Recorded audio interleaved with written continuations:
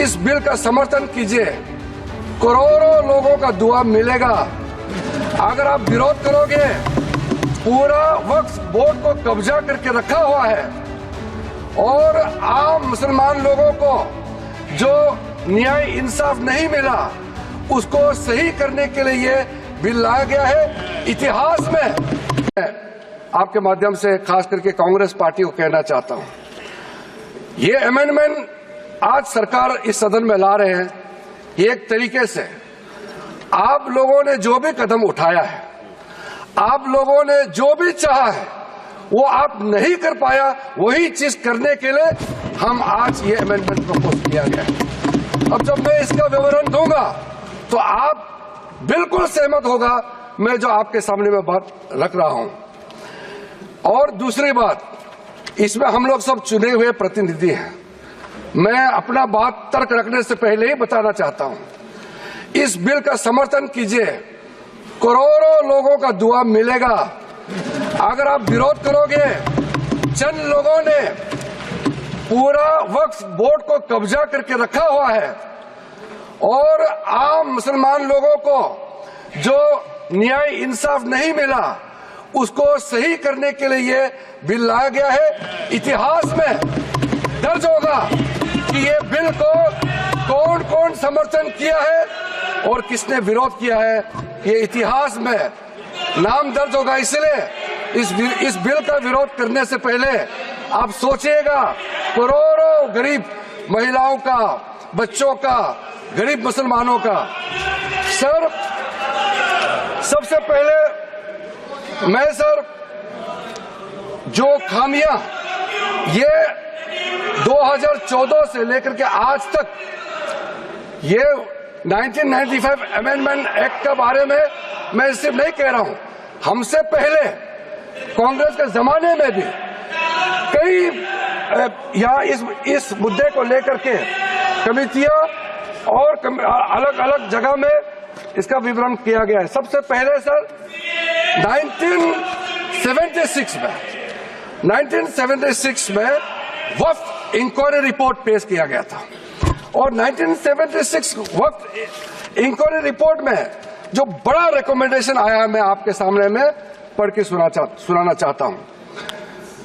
1976 वक्फ inquiry report में कहा गया है, सारा वक्फ बोर्ड्स जो है मुतवालिस के कब्जे में चले गए हैं, उसको डिसिप्लिन करने के लिए प्रॉपर कदम उठाया जाना चाहिए।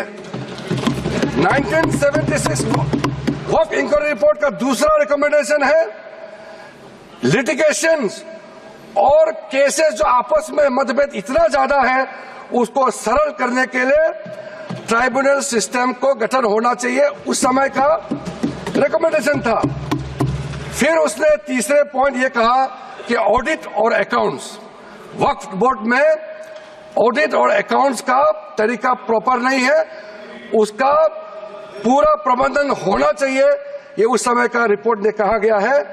और आखिरी में it recommended the reforms in the category of Waqf al Aulad, बच्चों के लिए जो हम वक्फ देते हैं उसको सुधार लाना चाहिए, ये 1976 का रिपोर्ट में कहा गया है।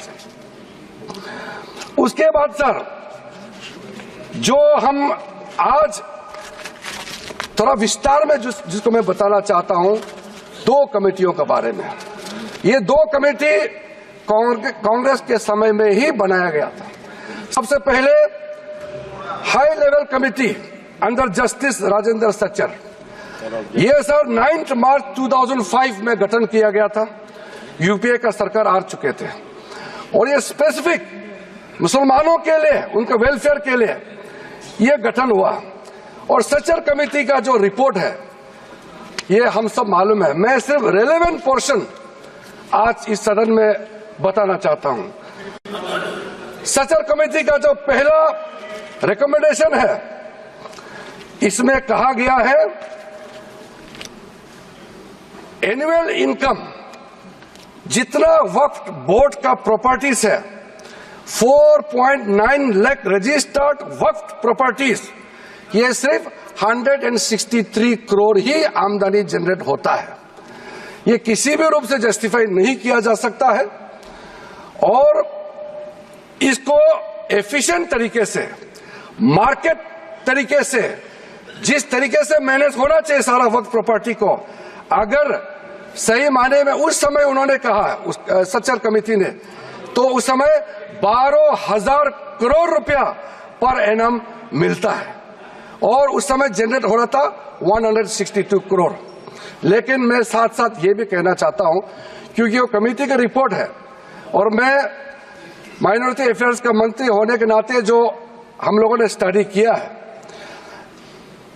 टोटल 8,72,320 वक्फ प्रॉपर्टीज हमारा जो वामसी जो पोर्टल है उससे पूरा डिटरमिन नहीं किया जा सकता है, लेकिन उसका मार्केट वैल्यू सचर कमेटी ने जो कहा है उससे कई गुना अधिक होने का संभावना है।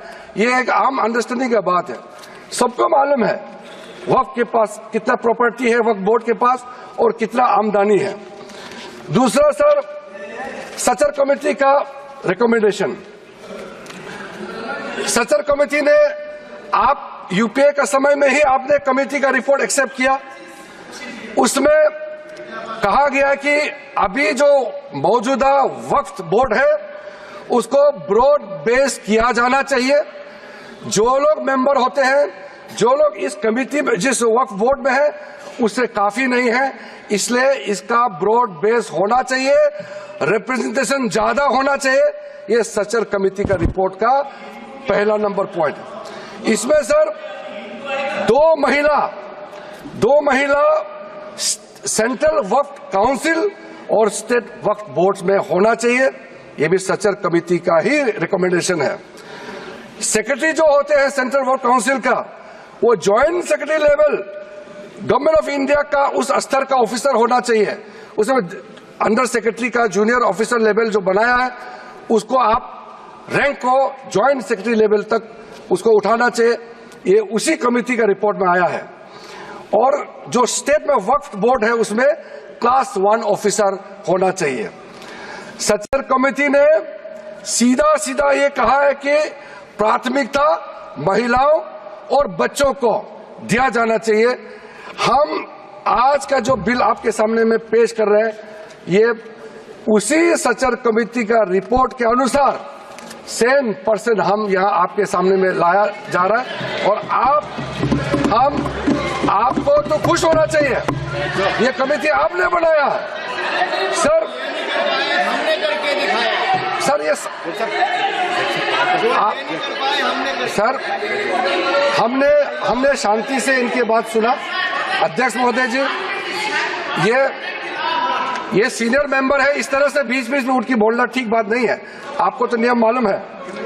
सर दूसरा कमेटी, ज्वाइंट पार्लियामेंट्री कमेटी, जो ज्वाइंट पार्लियामेंट्री कमेटी कॉन्स्टिट्यूट किया गया है, जिसका अध्यक्षता के रहमान खान जी, उस समय कैबिनेट मिनिस्टर भी रहे, माइनॉरिटी अफेयर्स मिनिस्ट्री का भी मंत्री रहा है, उनके डिप्टी स्पीकर भी रहा, डिप्टी चेयरमैन राज्यसभा में रहा है, और उन्हीं के अध्यक्षता में पूरा पार्टी के सदस्य हमारा भारतीय जनता पार्टी से भी मेंबर थे।